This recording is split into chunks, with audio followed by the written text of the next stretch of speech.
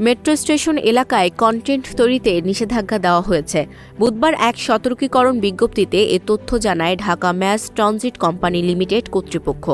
DMTCL এর পরিচালক AKM Khairul Alam স্বাক্ষরিত সতর্কীকরণ বিজ্ঞপ্তিতে বলা হয়, এত দ্বারা জনসাধারণের সদয় অবগতির জন্য জানানো যাচ্ছে যে মেট্রো স্টেশন এলাকা, প্ল্যাটফর্ম, কনকোর্স, প্রবেশ অথবা বাহির পথ, ট্রেনের ভিতর এবং সংশ্লিষ্ট স্থাপনাসমূহে Dhaka mass transit company limited কর্তৃপক্ষের পূর্বানুমতি ছাড়া শর্ট ভিডিও তৈরি করে ইউটিউব অথবা সোশ্যাল মিডিয়ায় প্রচার, বাণিজ্যিক বা ব্যক্তিগত উদ্দেশ্যে ফটোগ্রাফি, লাইভ স্ট্রিমিং, শুটিং বা যে কোনো প্রকার কন্টেন্ট কার্যক্রম সম্পূর্ণভাবে নিষিদ্ধ।